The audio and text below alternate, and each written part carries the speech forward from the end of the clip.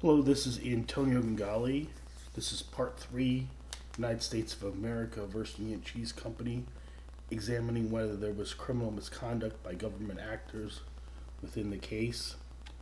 In Part 1 and 2, we discussed whether the declarations by John R. Marzilli of the named individuals were materially false, untrue, misrepresented, or incorrect, as well as whether the Declaration of Phillip within the Plaintiff's Memorandum in opposition to the defendant's motion to drop the party, if there was materially omitting multiple official records prepared by the FDA indicating Annette M. Gangale was a secretary,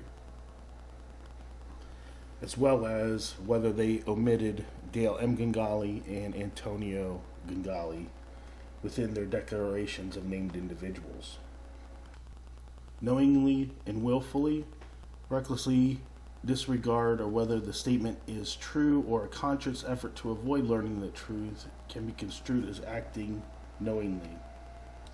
The conscious purpose to avoid learning the truthfulness of the statement is deemed to have knowledge of this statement and its truthfulness or lack thereof. So here's the case cover sheet. First, the search of the facility, which the one inspection was going on 3 weeks. USDA usually took 2 days with one individual. We had multiple individuals seeming coming day after day and were imposing unusual, arbitrary, and capricious mandates on Union, while federal law had that cheese could be made from unpasteurized milk, as well as the standards of identity that the cheese could be made from raw milk. What was very unusual is that the FDA implemented a zero tolerance policy in the process area to prevent contamination from occurring. This policy will later be changed to areas in post lethality, so it didn't make much sense that it was before the final stage of lethality. So would it have been reasonable search and reasonable seizure, and who would have made this zero tolerance policy? It didn't seem to make much sense. It appears that Mr. Marzilli, within his declaration, it seems that he helped develop the FDA policies. What is very concerning with the Union case is they went into federal court seeking a permanent federal injunction, and it appears alleging that there was pathogenic bacteria. However, it seems that they never tested the core product. It appears that they were testing only one department and applying that universally. So what seems to be very unusual is that the standards of identity of natural Swiss performs extremely well using raw milk because it is a cooked curd. The bacteria aggressively consumes the lactose and the glucose, starving off the listeria. Additionally, we were using a heat treat method, and we raised it during these inspections, high temperature short time, that was approximately 162 with 20-second hold times. We obtained USDA approval during these disputes. It was a state-of-the-art facility. We only manufactured rineless Swiss cheese, which means it's sealed within its own bag, and there were years of experience creating this cheese. Additionally, within this litigation, you'll find that there was the court-ordered search, and there was failure for the FDA to find listeria mono within that search. Ultimately, all the in-stock cheese, I believe it was 3,981 blocks, later tested negative. So you'll see within the declarations, Union Cheese is a corporation organized under the laws of Ohio. The firm manufactures and distributes Swiss cheese, and you'll see in addition the firm cuts cheese. It appears that they never tested the primary product of the company. Here with the USDA, that we had a heat treat system 20 at 155, and this is 7/14 through 15, and you'll see that the FDA came in September, and why this would be important. So let me explain. A pasteurizer is designed to achieve a 5-log reduction. So that would be 99 0.999 reduction of the bacteria organisms within the milk.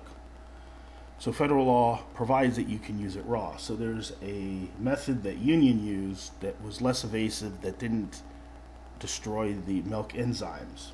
So at 155 is what we were using. Now, on or about October 28th with the inspection, Phil and I were going through the facility.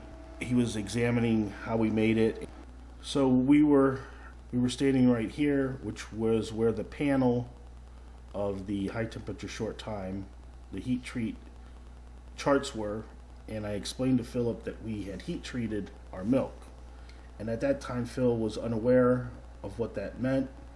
I explained to him, and he explained or expressed that that was it, something to that effect. At the conclusion of that inspection, I had asked Phil what his main concerns were and what I could focus on, or what he would want me to focus on. He informed he was concerned about the milk supply, the cross-contamination of something within the make area, and was questioning if we could raise the high temperature short time to actually legal pasteurization. So that was within the October 28th inspection. With regard to the milk supply, I had already started aggressively improving it, so this inspection was months after the cheese is actually made. So I was going for USDA approval, so I was working on that already. I'd called Mark Chafin back in. We had already examined or working on, there was some curd line and the whey separator lines, so we were addressing those. We started a diberfoam for the vats, and he sent a chemical meter for my caustic soda wash CIP system, indicate the levels of chemical concentration. With regard to the high temperature short time, we placed a new diaphragm on the steam regulator that I believe came from Otzenberger. We put new tubes and shells, which was custom from Superior Tank and Plate. New gaskets on the plate exchanger. Those gaskets came from Otzenberger, and Otzenberger had pulled the schematic from their files to get the particular gaskets and the things. And I sent the circulating pump for the tube and shell hot water circulation to Fenton Brothers and had the front seal repacked. So that was the things that went over through the high temperature short time. And during that process, we increased it to 162, which was above pasteurization temperatures. During that November inspection to the December 14th inspection, on a Sunday, we pasteurized or used the high temperature short timer to pasteurize the brine, and that was set at 185. That was on a Sunday, and then on Monday is when the FDA started setting these arbitrary mandates and a lot of these things that we were having disputes with the Food and Drug Administration. There was, without question, that I know Phil knew that we had a high temperature short time, and we discussed the device in detail, and on Monday or after, he examined it and observed all the parts and whatnot. So I'm positive Phil was aware that we had a high temperature short time and that we would raise it to legal pasteurization temperatures.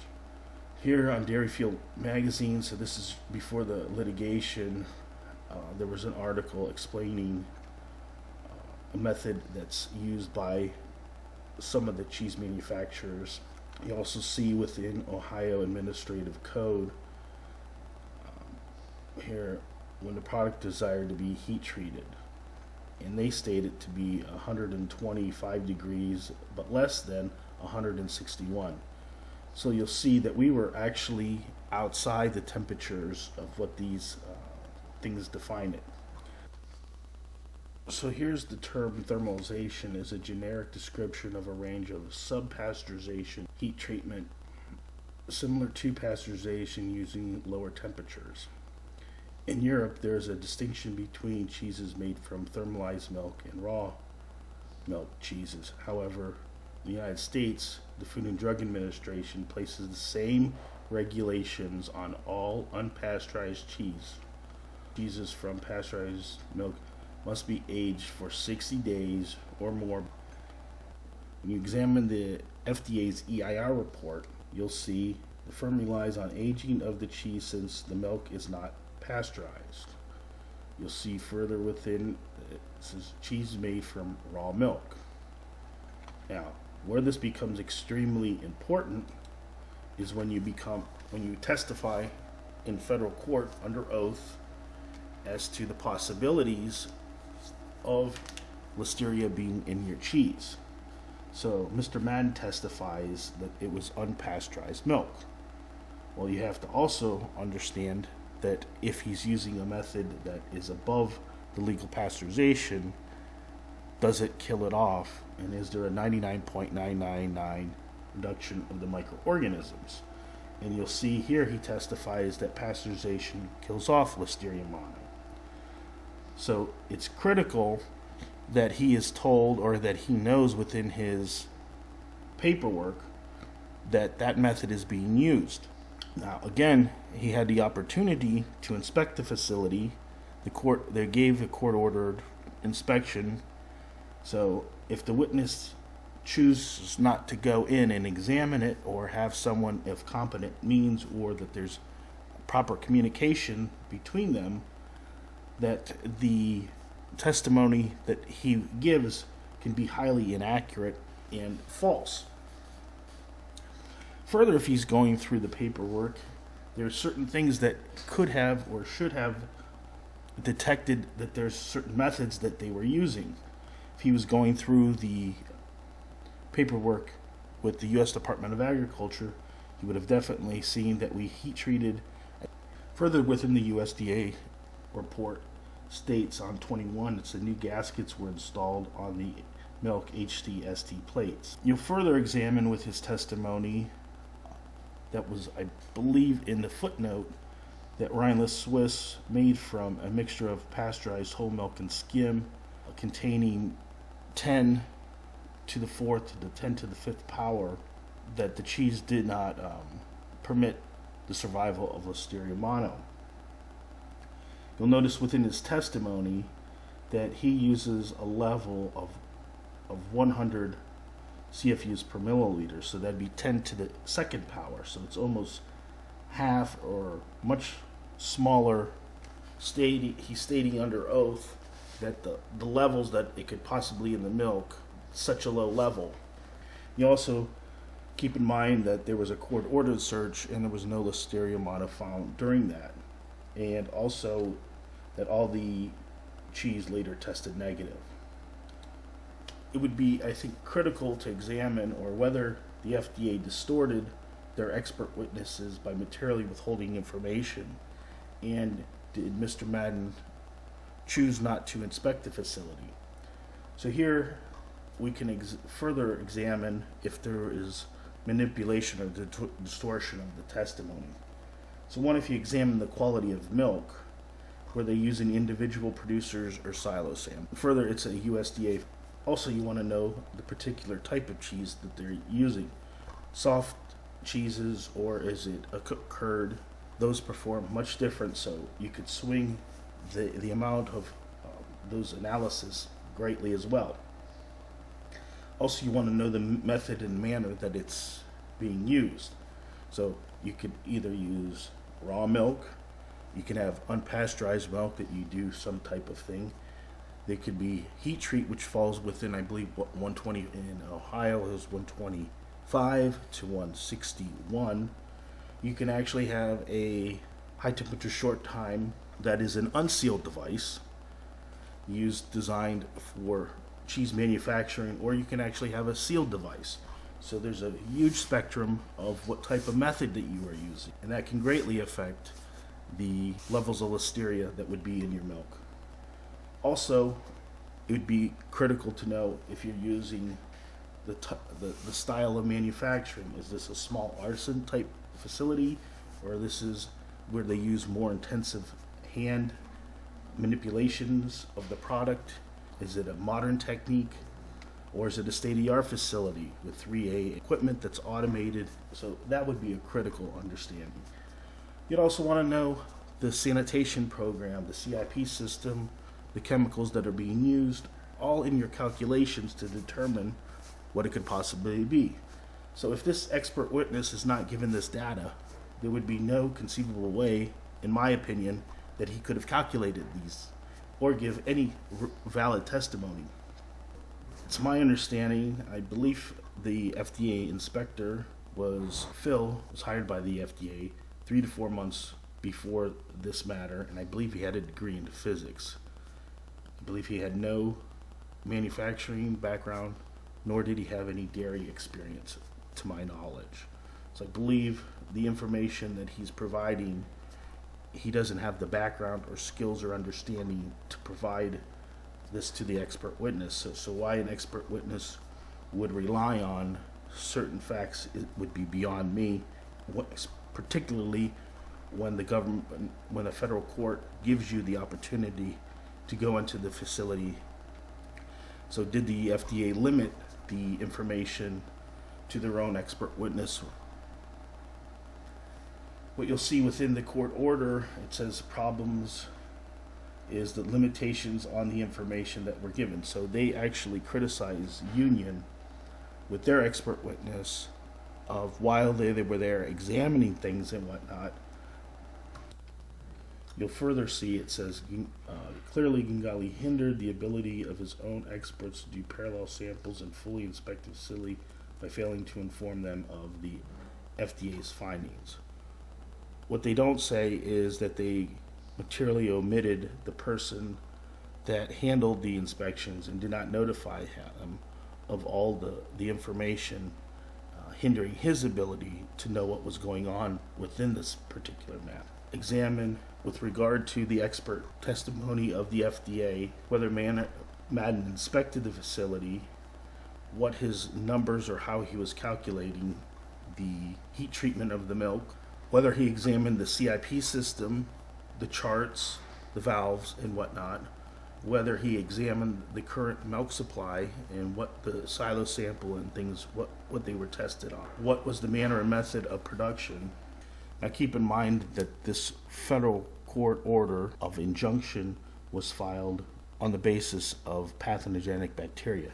So if you materially omit a stage of 99.999, 99.999 reduction of microorganisms, is it absolutely inconceivable that that was omitted from this case, as well as a USDA approved facility that was state of the art and you did not find any listeria mono during your court ordered inspection? Would that have been is it knowingly and willfully disregarding facts? You further see that within the EIR report there was an environmental sample collected on December 6th, milk from the surge tank. And if you examine what the surge tank was that part of the high temperature short time pasteurizer. So here's some of the pasteurizer charts for the brine on 12/11/94. So here's the definition of cheese from unpasteurized milk. If the cheese is labeled as heat treat, unpasteurized, raw, or for manufacturing, the milk may be raw or heated at temperatures below pasteurization. So did Union cheese, was it above pasteurization, as a matter of law, fit this definition? So would you have to materially explain to a court that he does not meet this definition? So further pasteurization here, equivalent in time or temperature, so here equivalent in bacteria destruction. So was it equivalent to pasteurization? So again, here's the declaration by Joseph M. Madden. Again, here's the EIR report. The firm relies on aging of the cheese since the milk is not pasteurized. Is there issues of withholding, concealing the manner and method that we were using? Another thing is that the surveys by the FDA have established that 12% of the bulk raw milk is contaminated with listeria. Listeria may be present in cheese factories where good sanitation and hygiene are practiced. So why does the Food and Drug Administration implement this zero tolerance policy in the processing area if they know that their surveys have that there's 12% of the probability? So why are they in federal court raising such issues of it being in the processing area? If you see that they're sampling inline products, the silo sample, inline samples, the surge tank and whatnot, are they using information that's a possibility that it would be within there, and why are they using it apparently against the company? Further, if it's with a 12% probability and they failure to find it within the facility during the court order, does it demonstrate some type of sanitation program and whatnot? And the most disturbing is why they weren't sampling the finished product of the 200-pound blocks. Is why would you go into federal court and not have any tests to say that the method that we were using was ineffective? Remember, this is declared under the penalty of perjury. So there are serious issues with the testimony of Mr. Madden. What becomes further, possibly the most disturbing, is I will discover that there's a supplemental order with the injunction. And within that supplemental order, there's an attachment A, and you'll see that it appears that these initials is the counsel for union and the counsel for the Justice Department, U.S. attorneys. You see here in B, alternatively, defendants may submit a plan to the FDA for reconditioning. And here they're using the term heat-treated cheese. So it's astonishing to me that the attorneys understood that there's some definitions in the industry. Moreover, that they use the term heat treat. So they're familiar with the term, whatnot. What's interesting is that the FDA does not recognize it. The heat treat method is that it's either pasteurized or it's not. And here you see they use the term. So it's clear that the attorneys had some grasp of it. And more importantly, we see that they use the term reconditioning. And that becomes critical. They allege issues of adulteration, 3.4 to A4. Natural or unavoidable defects in food. So there's a defective action level. So within these calculations is what were the current levels or what was currently feasible. And this becomes highly critical too in the December disputes that led to asking the FDA for an inspection or some type of warrant from all the mandates that they were requiring. The rejection level on milk, here you see cans of milk, 2 or more flies, consider rejection. If you calculate the amount of milk a union was running, so what is the defective level of possible filth? What's interesting is, so again, they use the term reconditioning. And here it says, will accept reconditioning purpose of food. Here, whether the food has been physically contaminated, the extent and type of contamination, the procedures, eliminating. If you type in brine cheese or types of cheese brine, some photos pop up, and you'll see a photo that I took offline. You'll see that they're rinsing the block of cheese before it appears to be coming out of the brine. They rinse it and it goes on further. Here's a different angle that you'll see.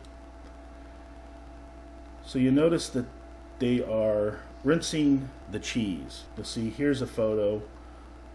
This is similar how Unions was, and we had submersed the cheese, and we would manually salt our cheese on top as well.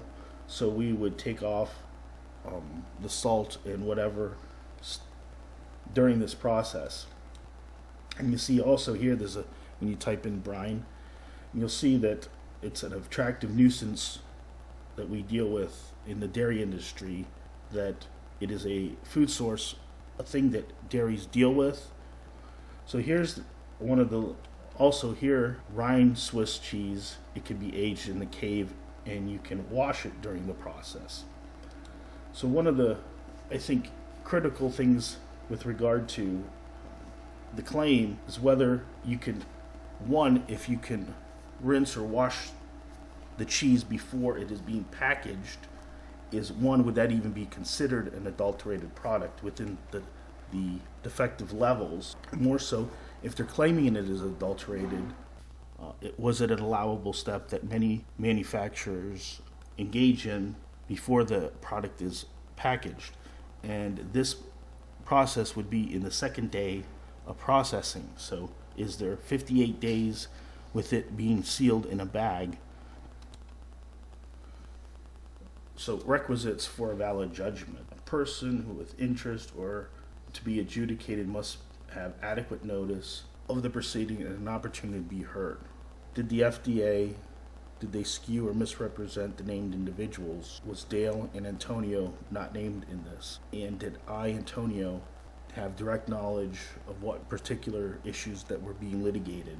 And was I possibly the only one with direct knowledge to the particular facts that were going on? Subject matter jurisdiction. A court must have jurisdiction to enter a valid and enforceable judgment.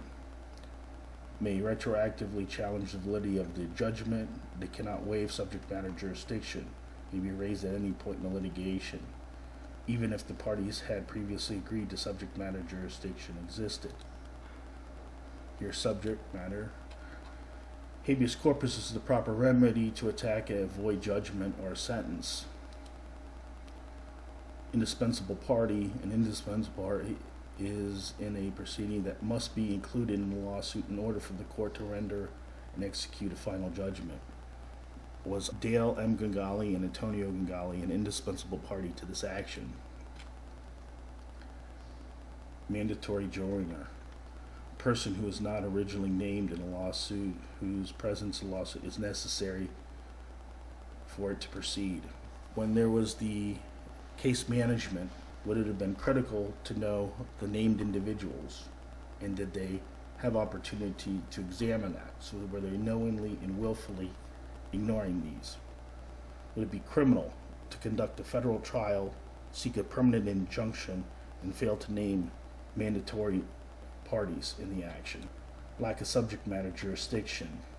Rule 12b7 concerns failure to join an indispensable party pursuant to Rule 19, as lack of subject matter jurisdiction can be raised at any time.